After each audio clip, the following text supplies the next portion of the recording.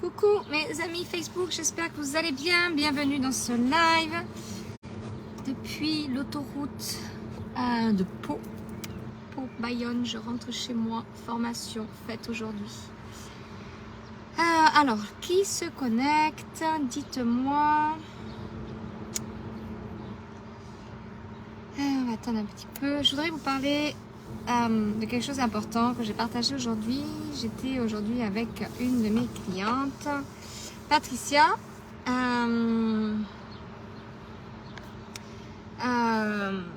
qui se forme en management, donc elle a eu tout un parcours management avec moi, non pas en immersion annuelle, mais en immersion sur 4 jours. Et salut Geneviève.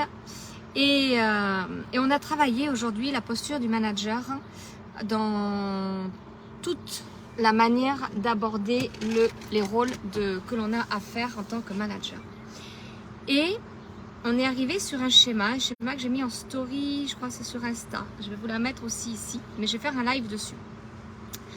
Où on a vraiment pris conscience, où elle a vraiment pris conscience que le management, c'est d'abord avant tout un métier où on aime les hommes et les femmes. Le management, ah merci, ça marche le chat. Le management, c'est un métier où le manager est le pilier du bien-être dans l'entreprise avec les collaborateurs que l'on a. Et je crois que ça, c'est quelque chose qu'on entend, qu'on saisit, mais qu'on n'arrive pas forcément à vraiment incarner dans nos pratiques quotidiennes, dans le fait de comment on pilote, comment on anime, comment on décide les choses, comment on organise les choses, comment on planifie. Enfin, tout ce qu'on a à faire en management ou même en entrepreneur qui ont des équipes, ça match pareil. En tout cas, quand on est avec nos équipes, on est pilier du bien-être de nos collaborateurs. C'est-à-dire qu'on est des êtres humains. Et moi, je commence toujours par dire que peu importe le métier que l'on fait, à partir du moment où on développe une entreprise et où on est en contact avec des personnes, notre qualité numéro 1, c'est d'aimer les hommes et les femmes avec lesquels on va travailler. C'est d'aimer les hommes et les femmes avec lesquels on va faire du commerce. C'est d'aimer les hommes et les femmes avec lesquels on va apporter un service de transformationnel dans leur vie, un produit, peu importe. C'est d'aimer les hommes et les femmes parce qu'on va vraiment s'intéresser à eux et on va les aider à monter en compétences. C'est pour ça qu'on fait des formations. Mais on va aussi les aider à monter en savoir-être. En savoir-être, c'est-à-dire que le bien-être, avant tout, ça part d'abord du savoir-être avant du savoir-faire. Plus on est dans notre savoir-être, dans notre quotidien, dans la montée de nos compétences, plus on amène nos collaborateurs à vraiment augmenter leur savoir-être là, plus on va travailler l'engagement, plus on va travailler la motivation, plus on va travailler la responsabilité, plus on va travailler l'exemplarité, plus on va travailler la posture également, et plus on va favoriser la création de relations commerciales, la création de relations humaines puissantes. Pour moi, ça va être des relations qui vont être puissantes, qui vont être valorisantes et qui vont donner envie parce que on donne l'envie du challenge, mais on donne surtout l'envie de développer cette confiance en soi parce qu'on prend vraiment conscience de sa valeur. J'entends trop souvent des personnes qui me disent « Oui, mais on n'est pas là pour être assistante sociale. » Stop, être manager, c'est pas être assistante sociale. Quand on a des équipes, c'est pas être assistante sociale, c'est juste se préoccuper de la qualité des relations humaines qu'on a envie de créer avec nos collaborateurs. C'est quelle expérience client, pour les clients c'est pareil, mais quelle expérience collaborateur j'ai envie de faire, de mettre en place pour que mes collaborateurs soient le plus performants possible au niveau des compétences, mais soient aussi le plus performants possible au niveau de leur savoir-être. Et c'est-à-dire que là, on a tout réaligné. Je vais vous le mettre en story parce que, bon, je ne sais pas si vous allez bien voir, mais quand je vais le faire en live, vous allez mieux comprendre. Mais on met en relation notre pyramide de Maslow, on met en relation notre constitution en tant qu'être humain, on met en relation ce triangle de Karpman, on met en relation tous les rôles du manager, on met en relation tout le bien-être. Qu'est-ce que c'est que le bien-être en entreprise? Moi, ma conception du bien-être, c'est pas juste quelque chose pour lequel on va essayer, c'est quelque chose que l'on intègre, que l'on incarne auprès de chacun de nos collaborateurs parce que notre métier, peu importe si on a aussi des projets techniques à suivre. Notre métier 1, quand on a une équipe, c'est d'abord d'aimer les hommes et les femmes qu'on a pour les aider à grandir, pour les aider à se sentir bien, à se sentir dans ce sentiment d'appartenance à l'entreprise, dans ce sentiment d'être vraiment dans cette intelligence collective et de développer cette intelligence collective. Excusez-moi, je reçois un message en même temps. Je sais pas s'il est en live. Et tout ça, parce qu'on parle beaucoup d'intelligence émotionnelle, d'intelligence collective, on essaie de mixer un petit peu, de faire des formations qui sont séparées. Donc je pense qu'effectivement c'est important de connaître un peu toutes ces thématiques-là, bien sûr. C'est pour ça que j'ai créé une immersion annuelle pour le management, parce que je pense que ce sont des thématiques qui doivent être découvertes, qui doivent être comprises, qui doivent être intégrées. Mais ce sont des thématiques qu'il faut vraiment incarner et qui sont indissociables l'une de l'autre. C'est-à-dire qu'aujourd'hui, pour moi, le monde des entreprises se dirige vraiment vers le développement de l'intelligence collective. Mais l'intelligence collective, c'est vraiment déjà d'incarner et de comprendre quel parcours bien-être j'ai envie de créer au sein de mon entreprise pour mes collaborateurs et pour mes clients. Sans ça, on peut lire les plus beaux livres. Moi, j'ai lu plein de livres sur l'intelligence collective, sur l'intelligence émotionnelle, mais je pense qu'il y a vraiment des liens à mettre en place pour vraiment comprendre que ça ne peut pas fonctionner l'un sans l'autre et que quand tout fait sens,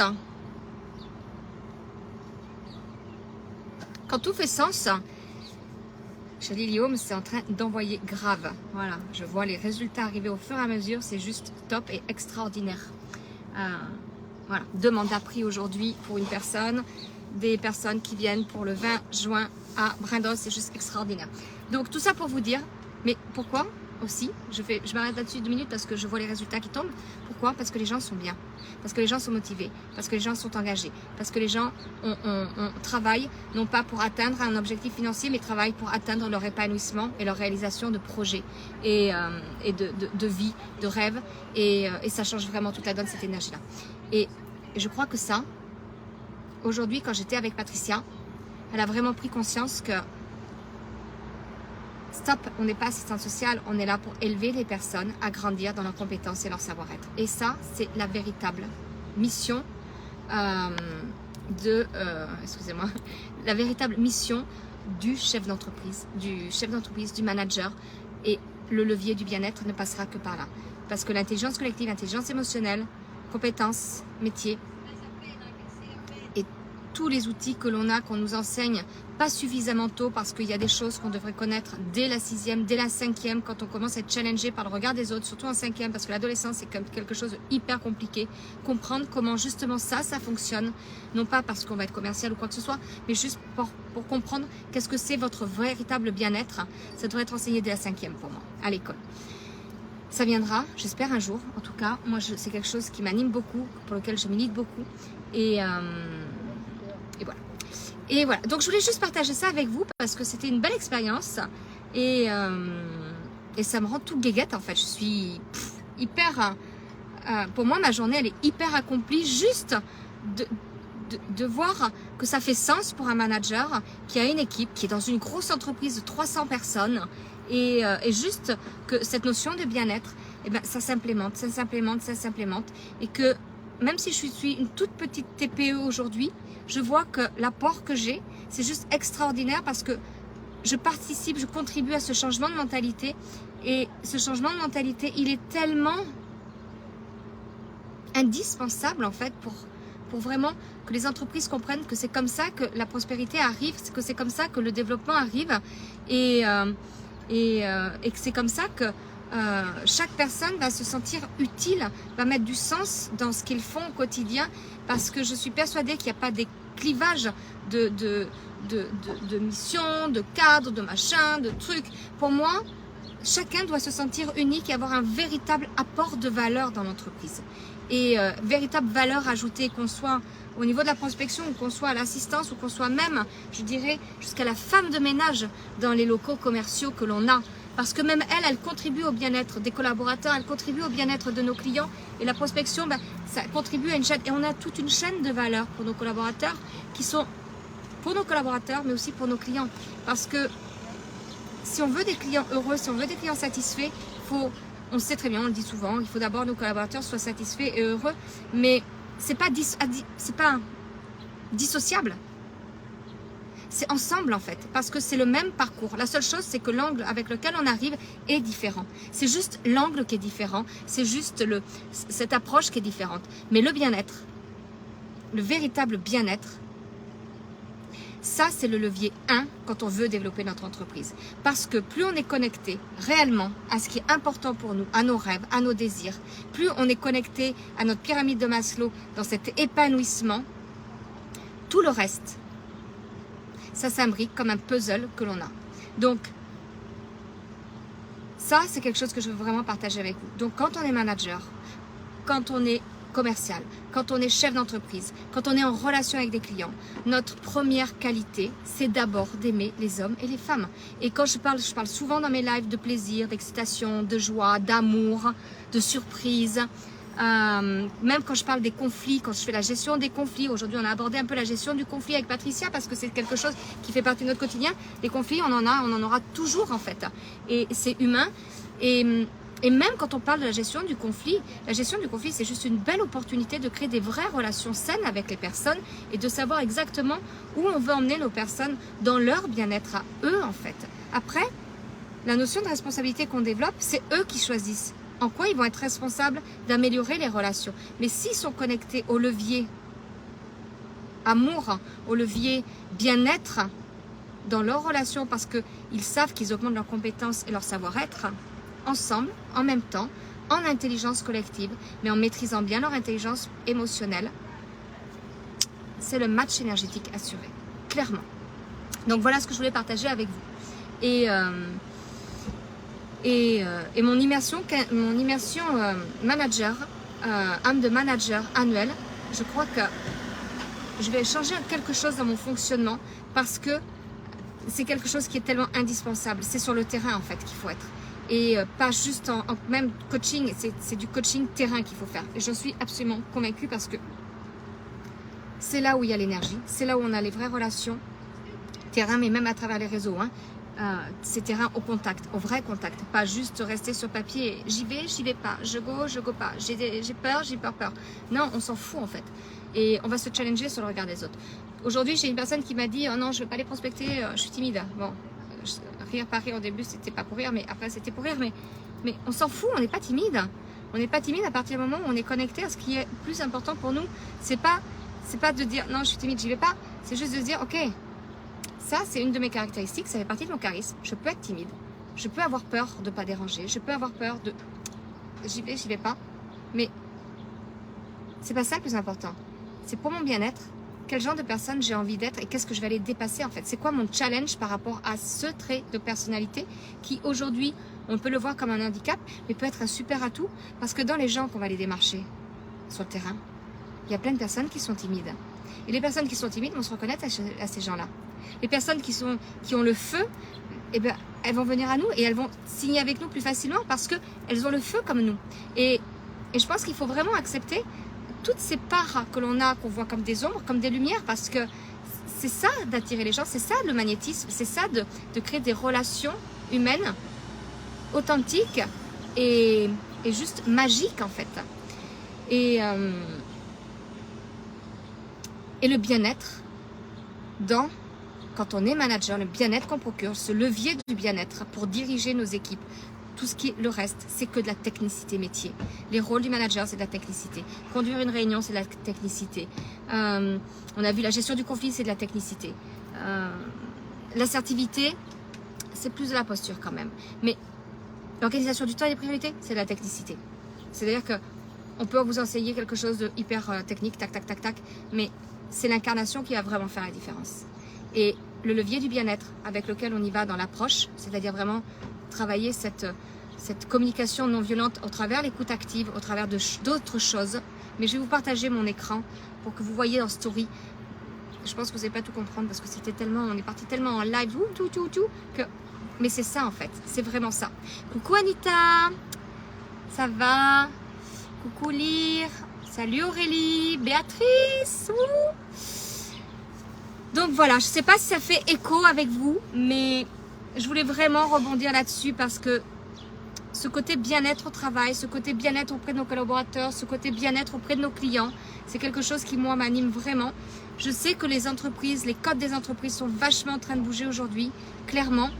Et je pense que plus on travaille, quand on a des postes comme ça à responsabilité, plus on emmène nos personnes dans ces prises de conscience, d'engagement, de responsabilité et puis de foi en fait, plus que de croyance, de confiance en soi, mais de foi en soi, le bien-être s'installe réellement et ça change toute l'énergie des relations et on a des personnes qui ont du sens et qui sont connectées à leur épanouissement et ça permet aussi de changer notre manière de travailler en tant que manager. Bientôt, salut Patrick, bientôt je vais avoir une formation sur le management hybride dans les entreprises, mais la confiance va être mon fil conducteur parce que quand on dirige, moi quand j'étais à la Kucha, j'ai dirigé une centaine de personnes, mais quand on dirige à distance, la première qualité qu'on doit avoir en tant que manager, en tant que chef d'entreprise, c'est la confiance en nous. C'est la confiance en nous et se lâcher prise sur nos collaborateurs parce que si on a confiance en nous et qu'on lâche prise, ben nos personnes sont beaucoup plus autonomes, sont beaucoup plus libres et ils seront beaucoup plus productifs. La chose, c'est tout un changement de mindset à faire parce qu'on n'a pas été programmé comme ça à l'époque. Moi, quand j'étais à la Kucha, on était sur une autre programmation. Moi, je sais que j'ai toujours travaillé avec cette confiance en moi pour laisser la part de liberté à mes collaborateurs et les chiffres étaient là en fait. Et ça, c'est juste extraordinaire. Et quand il n'y avait pas les chiffres, ben, c'est qu'il y avait un problème en interne. Et là, on pouvait analyser, diagnostiquer et voir qu'est-ce qui se passait. Mais en général, c'est pas un problème de process, c'est pas un problème d'outils, c'est pas un problème d'excuses de se cacher derrière un marché qui est difficile. Même dans l'immobilier, on entend aujourd'hui que le marché il est plus compliqué. Le marché n'est pas plus compliqué, le marché il est différent. On revient sur des nouvelles normes parce que on a connu un post-Covid qui était juste extraordinaire pendant un an et demi. Et aujourd'hui, ben ouais, les taux remontent. Mais moi, quand j'étais à la banque, j'ai connu des taux à 8%. Là, on est sur des taux à 4,5%. Et la norme, c'est entre 3,5 quand même et 4,95, à peine 5. Donc, oui, c'est différent. Et oui, c'est moins facile qu'il y a quelques mois. Mais c'est pas plus compliqué, c'est juste à nous de nous adapter en fait. Et plus on va stimuler ce bien-être de nos collaborateurs par vraiment le fait qu'ils croient en eux, qu'ils aient la foi de tout ce qu'ils ont, ils vont pas se tenir. Les process vont leur mettre un cadre, ça va les sécuriser. Mais c'est à l'intérieur de eux en fait que ça fera toute la différence. Et c'est pas la même chose. Je voulais faire un live court parce que je suis arrêtée pour charger ma voiture. Je l'aurais quasiment chargée. Donc je vais arrêter là. Parce que je vais rentrer chez moi, il faut que je récupère ma fille, mon fils. Je vais passer une petite soirée avec mes enfants ce soir. Et voilà ce que je vais partager avec vous. Donc pour ceux qui regardent en replay, dites-moi, hashtag replay, partagez cette vidéo si vous pensez qu'elle peut faire sens, mettre des lumières, faire des prises de conscience à des personnes, des entrepreneurs, des managers qui peuvent avoir du mal à trouver leur place, à mettre du sens dans la manière de faire. Parce que c'est de l'entraînement tout ça. Cet après-midi, on a entraîné la reformulation, on a entraîné à aller chercher les sentiments, les besoins, on a été entraîné à reformuler positivement, on a été entraîné à enlever nos mots négatifs, il n'y a pas de problème, on a dégagé ce mot, il n'y a pas de souci, on a dégagé le mot. Parce que ces mots-là servent à rien en fait. Ces mots-là servent juste à mettre du doute chez les gens. Et nous, ce que l'on veut, c'est travailler la foi, c'est travailler la confiance, c'est travailler le bien-être. Et pour être là-dedans, ben, il y a des choses qu'il faut changer et qu'il faut entraîner au quotidien. Voilà, bon, j'ai fait un live un peu plus long que ce que je n'avais prévu, mais ça me passionne, je le vis tellement à l'intérieur de moi, je voulais vraiment le partager avec vous parce que c'est quelque chose de tellement important à mettre dans votre quotidien, tellement important à mettre dans votre posture, dans votre leadership, dans votre... Et puis, c'est le plus beau cadeau que vous allez vous faire à vous, je crois. Et c'est le plus beau cadeau que vous allez faire à tous vos collaborateurs et à votre business en fait, à l'expansion de votre business. Ça passe, pour moi, ça passera forcément par là. Je vous embrasse, je vous aime fort. Merci pour tous ceux et celles qui me rejoignent au fur et à mesure, qui me découvrent, qui me font découvrir. Je vous demande si c'est possible de partager cette vidéo en story pour vraiment avoir une contribution pour le monde des entrepreneurs qui aujourd'hui vivent ce marché différent, mais juste qu'ils puissent toujours garder la foi que tout est possible en fait. Peu importe ce qui se passe, c'est partagé avec vous. Désolée, j'ai coupé, j'ai eu un appel, je ne sais pas si vous êtes toujours là. Mais je vous embrasse, je vous dis à très vite et à très vite. Ciao.